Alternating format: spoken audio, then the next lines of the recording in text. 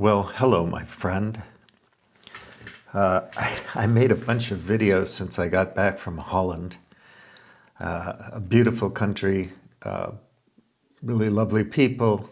It's cultish up there. People are so happy. Things are clean. The trains run on time, and so on and so forth.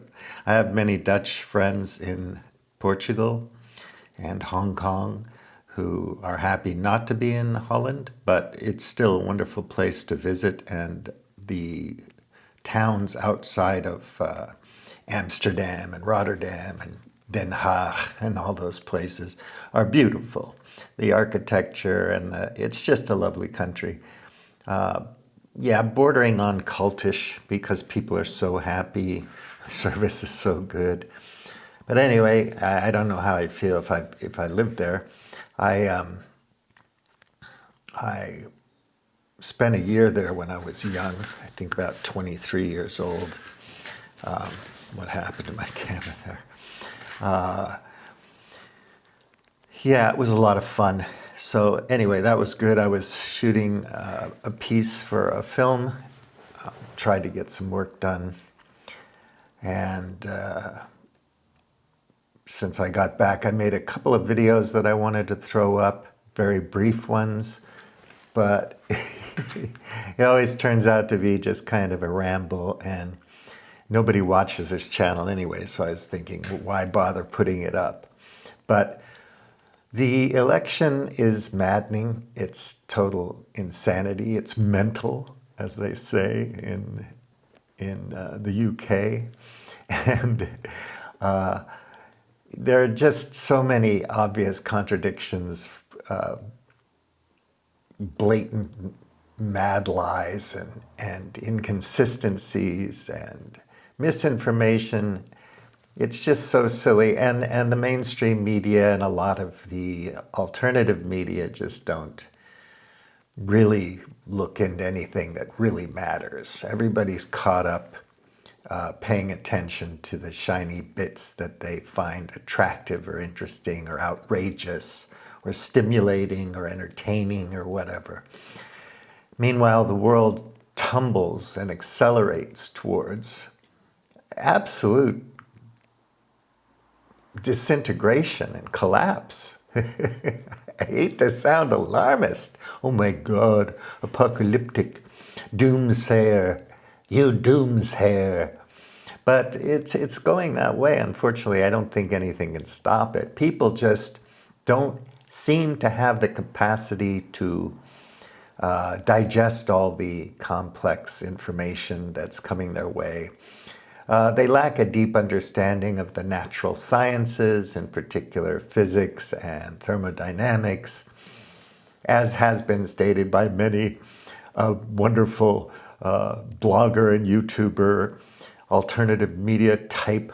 We're energy blind, nature blind. I call it big nature, like big business, big pharma. Big nature blind, and we don't see what's coming.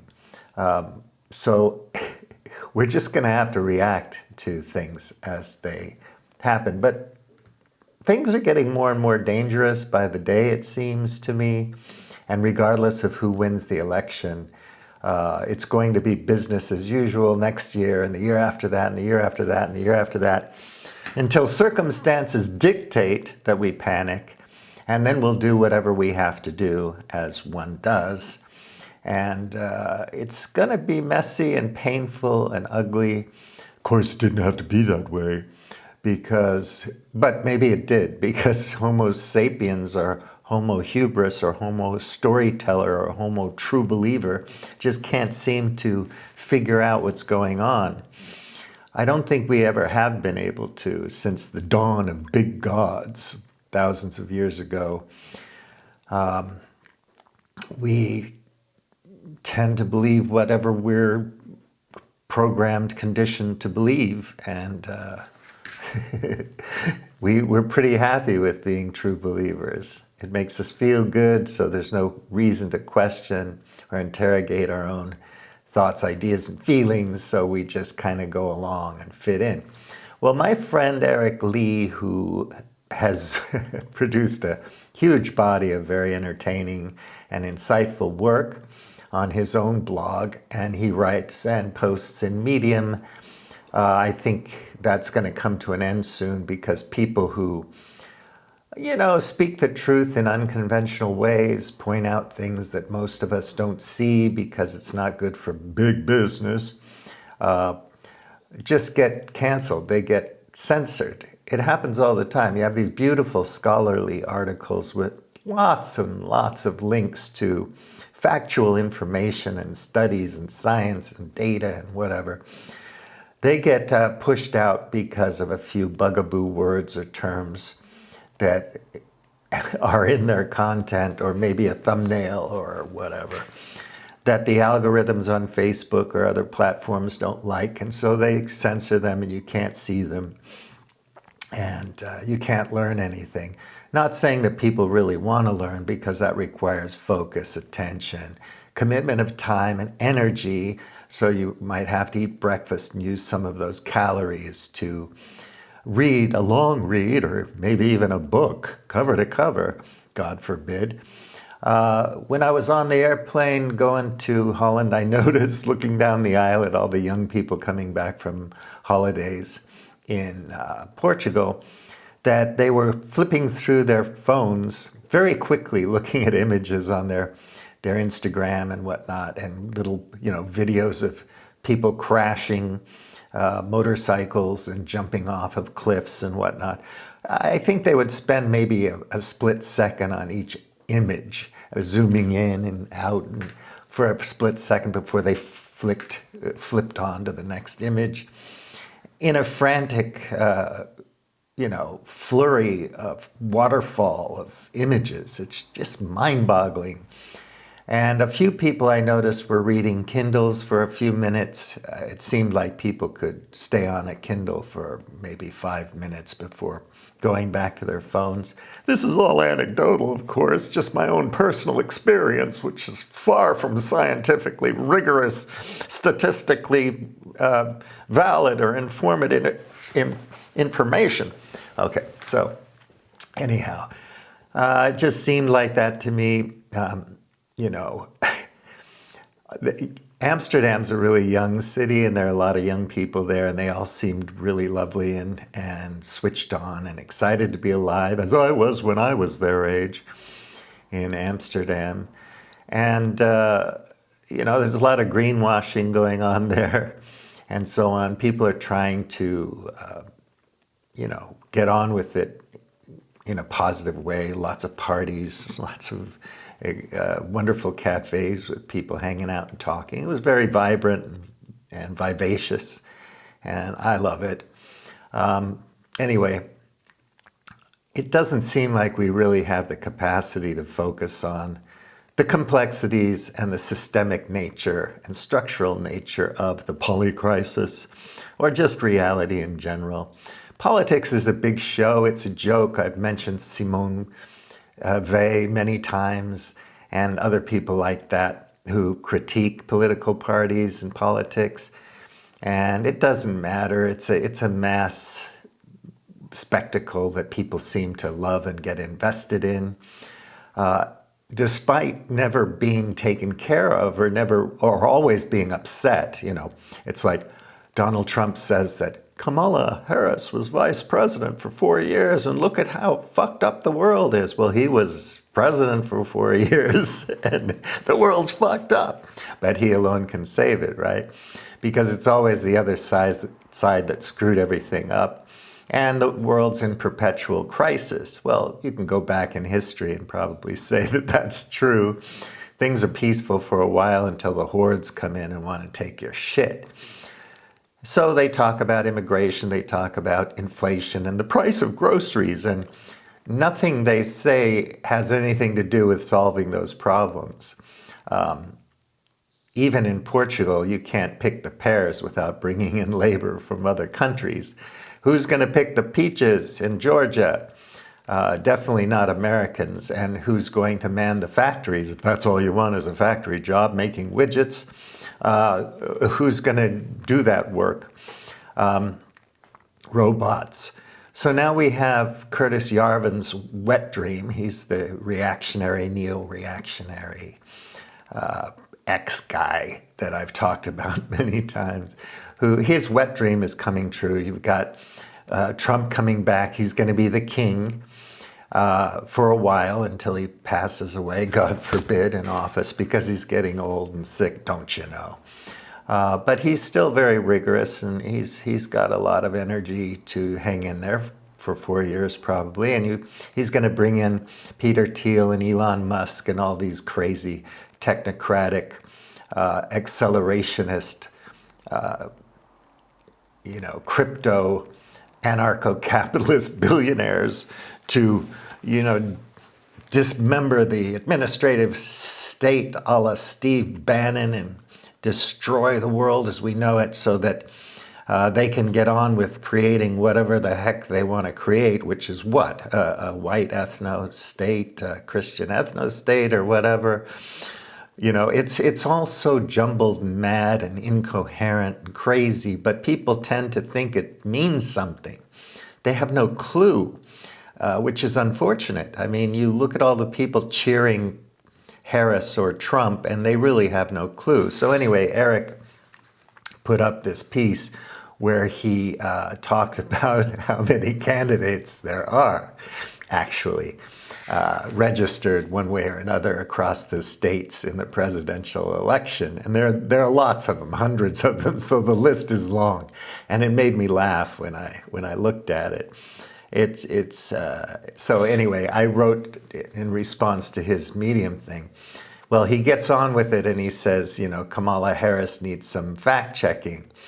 And so one of the things at the campaign, which was an absurd event, mad spectacle, I mean, the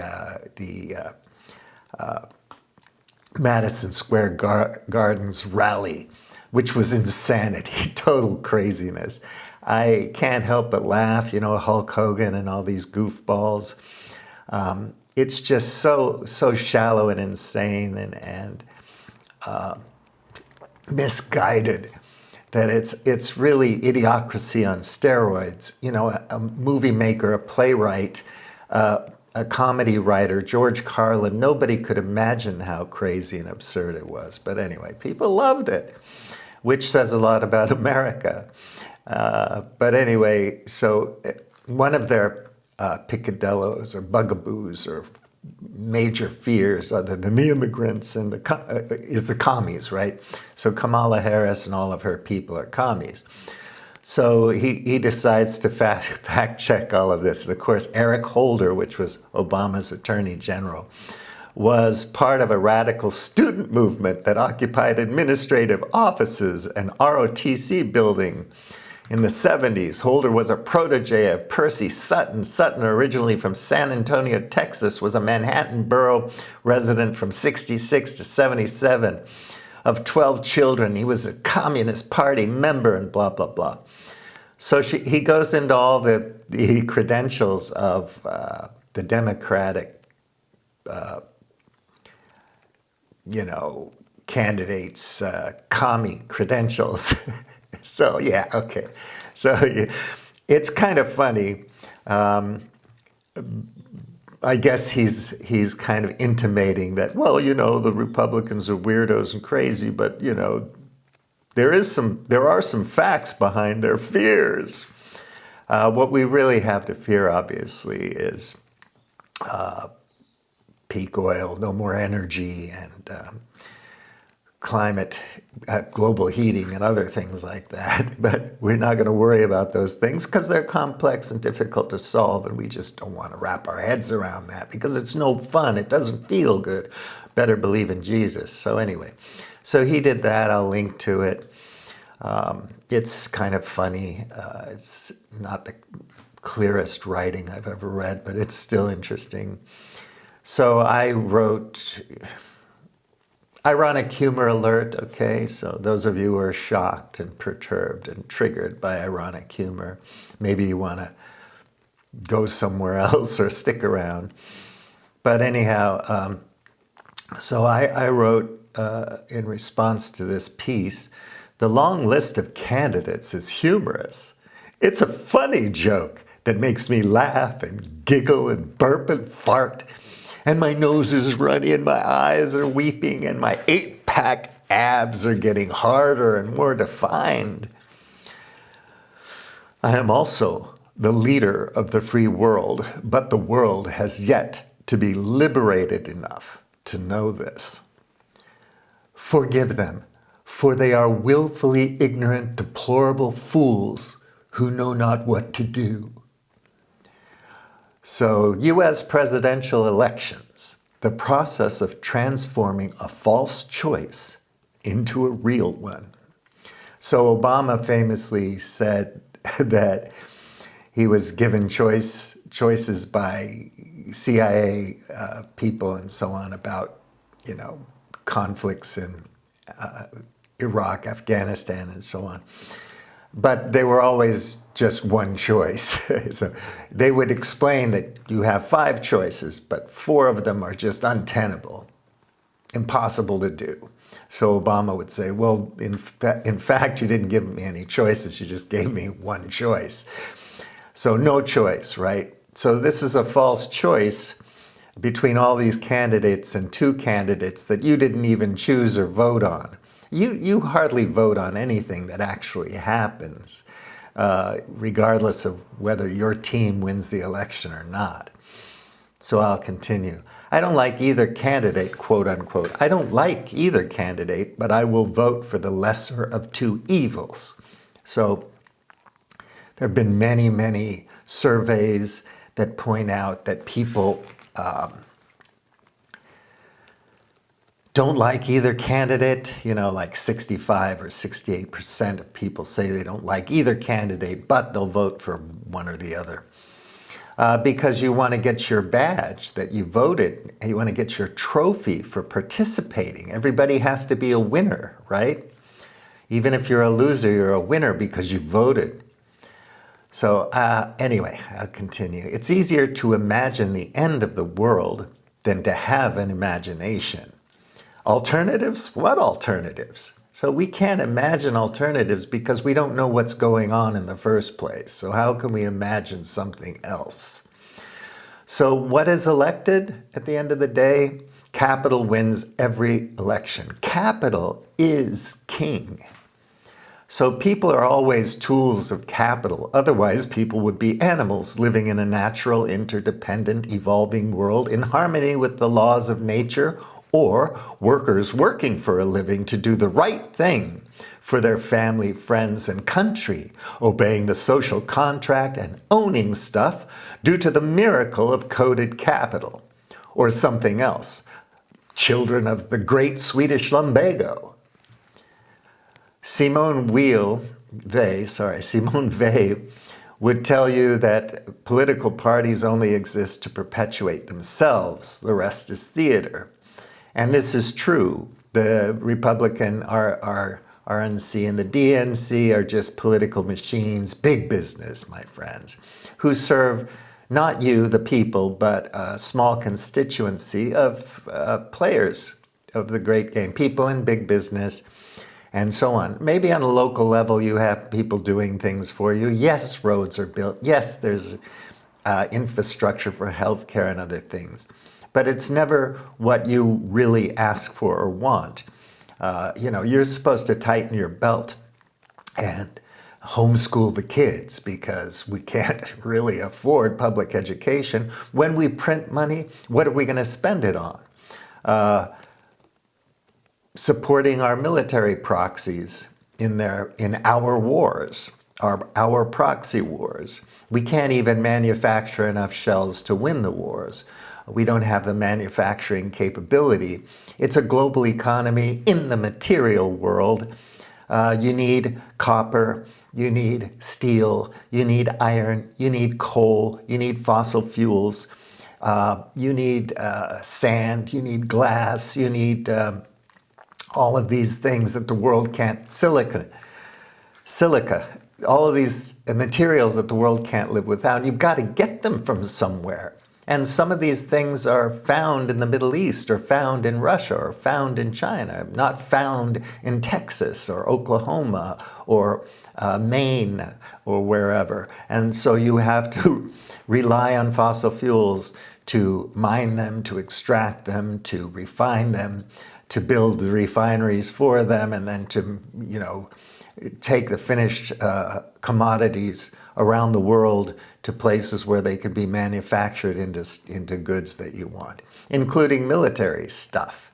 And so if you lose the capacity to do that locally and have to rely on the global economy and just the global stores of materials that are out there in your enemies' countries, then you want to control those resources. So you don't want Russia to be sending cheap energy to Europe because you want to control the energy. Someday the shale oil is going to dry up. And someday the EROI on energy is going to be such that it's too expensive to extract more oil here and there to keep your economy going. So you need more and more of it. You need these materials. So you have to control it. Therefore, we have the geopolitical thing known as the Great Game, which has been around for a long, long time. You can read a lot about it, especially from the 19th century on. And it's not going away.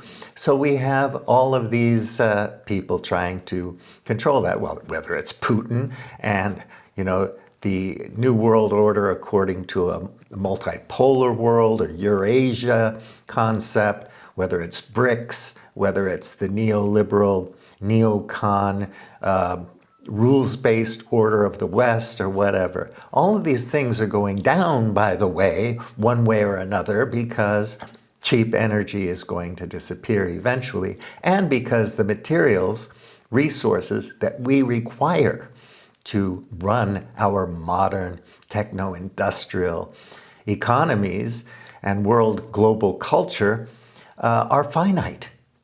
And I'm sorry, Elon's starships aren't going to be mining asteroids anytime soon, or the moon or Mars. It simply requires too much energy and materials to do that. And we're not going to have a replicator machine anytime soon. In fact, probably never, because you know so much about quantum physics and you know so much about physics that you can probably do the math on a paper napkin at the bar while you're sipping martinis and figure out that that's not tenable.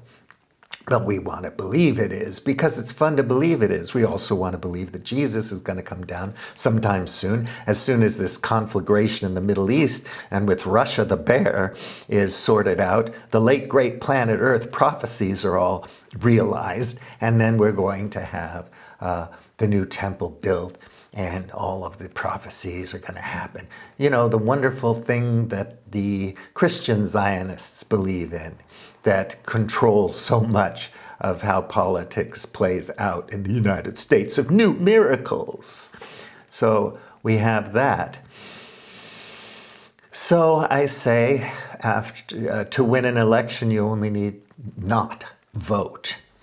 And you win. And then I want to quote again, to conquer death, you only have to die. Quote by Jesus in Jesus Christ Superstar, performed by hippies who could dance and sing during the dawning of the age of Aquarius. Those of you who are too young to remember the 60s, that was also a musical, The Age of Aquarius, super cool. Anyway, the Enlightenment master narrative is the true religion of the masses until a white Christian ethno-state run by a billionaire atheist with the help of billionaire religious fanatics can be formed to serve its billionaire players of the great game. So isn't that ironic? And this, of course, again, is a neo-reactionary wet dream.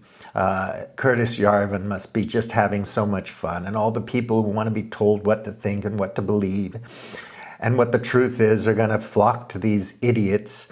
I never understand why people like Richard Dawkins are talking to people like Jordan Peterson and Brett Weinstein and stuff. Why do they talk to these fucking internet intellectual influencer charlatans? when they've written such interesting popular science books and so on. And why do you watch it when you could go and read a decent book on any of those subjects and think for yourself? It's not that hard, actually. It's a lot more fun, but it's so much easier just to sit and listen to these assholes spew bullshit. I'm begging you. And I don't ask you to listen to me, just go read a book. I've got lots of books listed on my website. Oh, I got a book list. Oh, I'm special. So anyway, people will continue to believe the master narrative because questioning it is too uncomfortable and because it's extremely exciting to worship rich and famous people whose lifestyles are very attractive and make good TV shows. And we all know that if you just believe, work hard, and are super smart and innovative, you could be one of them and be worshipped by others, which is the real point of living in a free democracy with free enterprise and private property. Yeah, what else is there but the dream, right? I've got a dream. I'm going to be rich. I'm going to be P. Diddy. I'm going to get away with murder. I'm going to, have a collection of Ferraris after I win the UFC championship or whatever. You can buy a lottery ticket. You're free to do that. So who's the best driver you ever saw? Quote unquote, Daddy. Daddy said that. Every daddy said that because every daddy's the best daddy. They're the best pilots. They're the best fighters. They're the best gunfighters, marksmen. They got tactical skills. They're strong. They're smart. They're well informed. They've done their own research. So when cheap energy no longer fuels the game, the petulant psychopaths running the show will either nuke the world, because if they can't have it, no one can, or slink away to their strongholds where they will wait to be devoured by a mob named Max. So, were the kids commies? Oh my God, revolutionaries? You don't say. They only wanted to be in the popular crowd, which changed as they began developing careers, succumbed to groupthink, motivated reasoning, and had a few bucks to spend. Nice things signal more effectively than sacrifice and ideals. People learn these lessons as they grow up and conform to the big God tribe. The hip kids always wind up serving at the pleasure of the players of the great game. So yeah, it has been said that no one argues with their pocketbook. So if you're not going to change your opinion if your opinion depends on your paycheck. So everybody thinks they know what they're doing. So now I quote Jacques Ellul, French philosopher, interesting guy. He said, "The person who imagined that he could not be the victim of propaganda because he could distinguish truth from falsehood is extremely susceptible to propaganda, because when propaganda does tell the truth, he is then convinced that it is no longer propaganda. Moreover, his self-confidence makes him all the more vulnerable to attacks of which he is unaware." Jacques Ellul. I think that's how you say it. Anyway, he's got lots of great quotes, and he wrote a good book on propaganda, how men's attitudes are formed, or something like that. Extremely good. Material World is a good book I was alluding to in my rant. So how long have I been talking? My God. So I want to go on, but I won't, because if the video is too long, no one will not even whoever you are watching will click on it.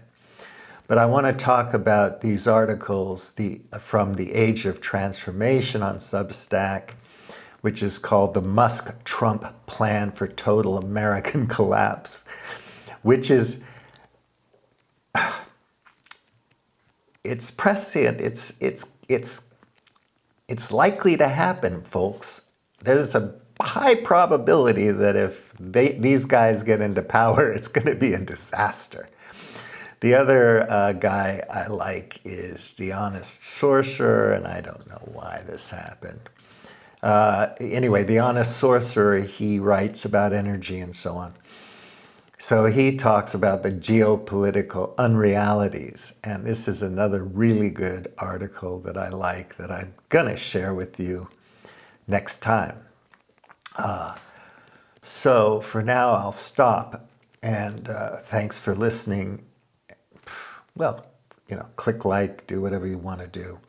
And I'll come back and share those articles. I want to do that because, the election's coming up and somebody's going to get elected. It's going to be it's going to be Harris or Trump, and it's not going to change a thing. In 4 years, we're going to have more outrage. Things are going to be more dangerous.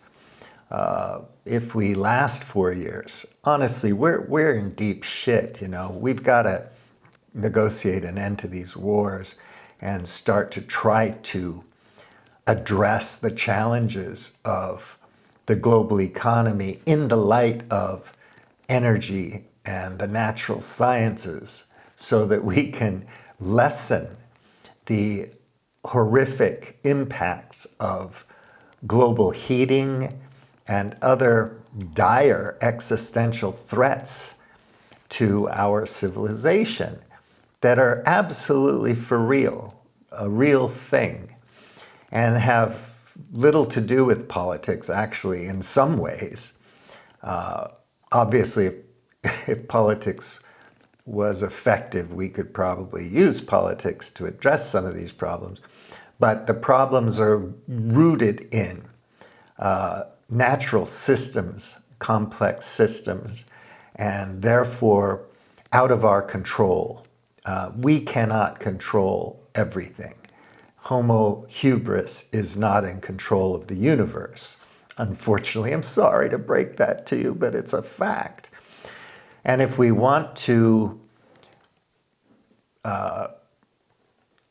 do things for posterity, as Eric Lee and other people often say, if we want to have any good news for 10-year-olds, we're going to have to look at the world in light of these natural rules and laws and understand how we can really persevere in this world as a species. And if we don't, I think within the next generation, we're going to be heading towards extinction very rapidly.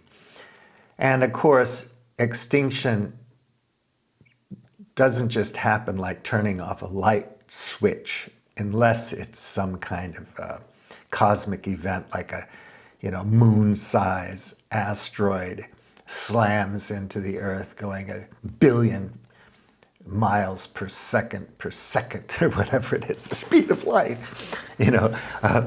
A nasty alien laser comes along and blows us up.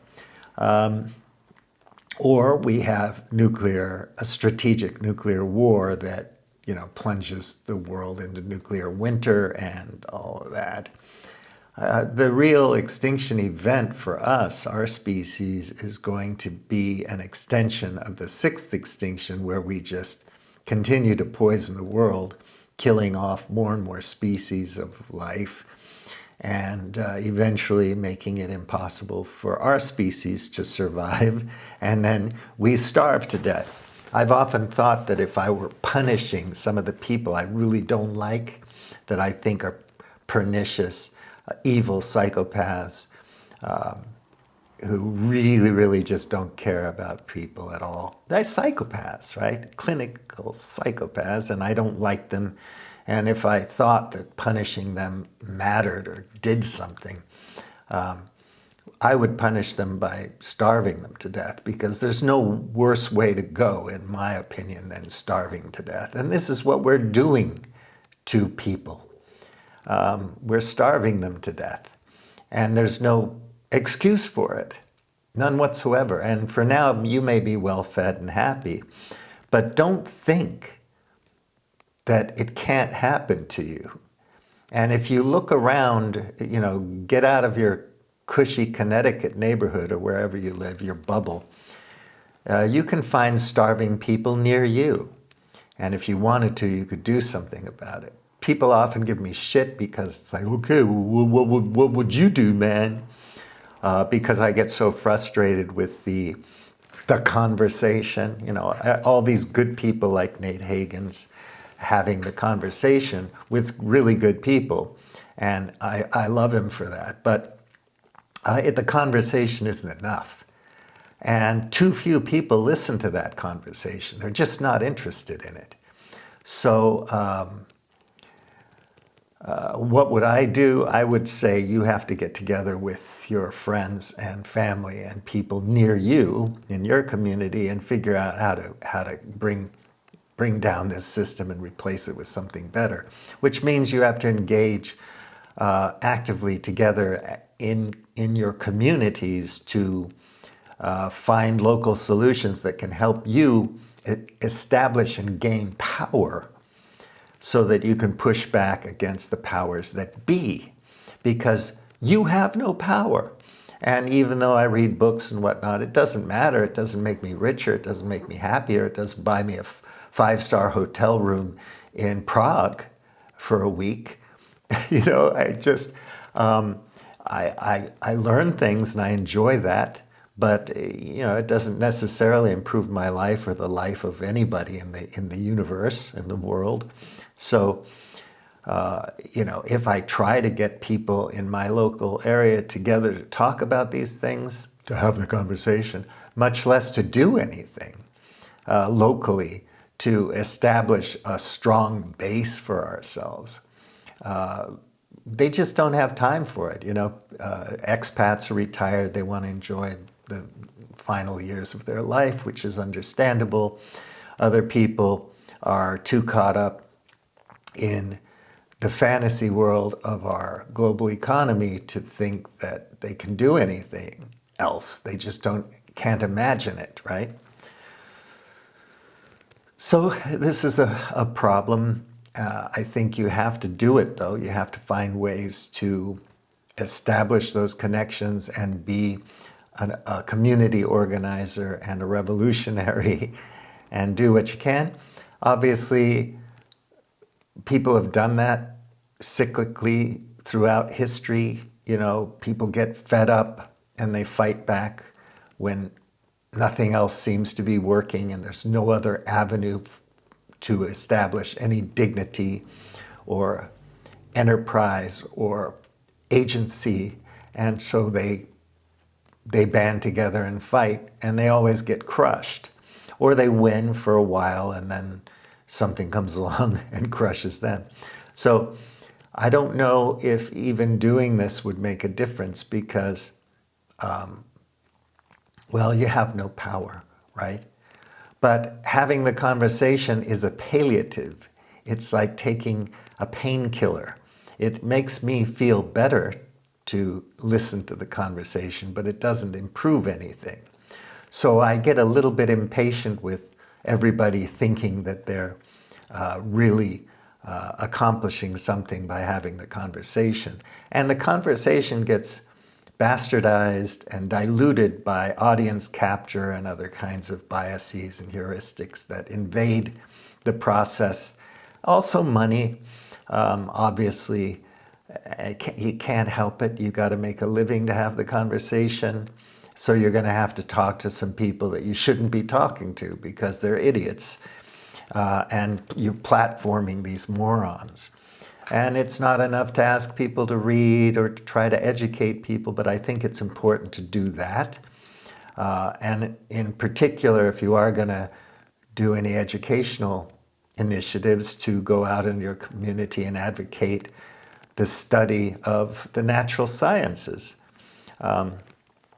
Science literacy, critical thinking, things like that, so that at least people can have a foundation in thinking clearly and understanding how the world really works And that without, you know, understanding elements of soil biology or whatever, oceanography or ocean biology, you really can't understand how the world works. So all the shiny bits, the Kardashians and everything else, all the funny little TV shows and comments that Stephen Colbert and other people have to make about this and that, the other thing, you know, it's trite, shallow stuff, and it's entertaining and fun.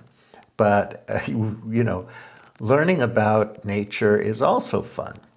And big nature trumps big business every time. Trust me.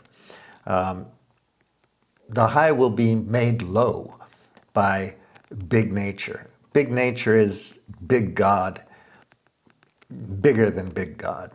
So whereas big God is just a concept that human beings come up with to make sense of their situation, their world, and it's culturally embedded and culturally expressed and learned via, you know, being part of a culture and so on, socialization and whatnot.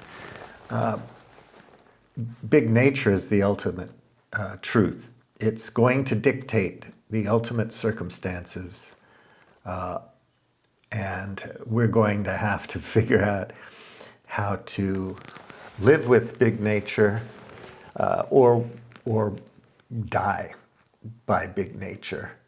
And the rest of it is theater. It's just fun and games, and sound and fury signifying nothing. And wise people throughout history have understood this from cultures across the world, and we can read them and learn from them if we want to, but at the end of the day, we have no power. So unless a bunch of people in the world, tens of millions of people, hundreds of millions of people, want to establish a new kind of power that's in line with big nature, we're on a very fast trajectory, a bullet train accelerating towards a gigantic granite mountain, and we're going to be vaporized. And this process is going to take time, and it's going to be painful. So these days could be, you know, the next 30 years could be as good as it ever gets. And it could be a diminishing of as good as it gets. So maybe today is as good as it gets, and it gets worse day by day. Of course, you won't believe that if your stock and bond portfolio is still paying you and you're earning money and you're asleep and can do whatever you want. But your children will feel it. There's no question about that, because these things are well grounded in science, well studied, well understood, these theories and whatnot. And once you understand them, once you see them, you can't unsee them. You see them everywhere. So once you start thinking systemically and so on, you can't help it. You see feedback loops everywhere and so on. So I rambled on too long. I'll talk to you later. Take good care. Boolean T, out.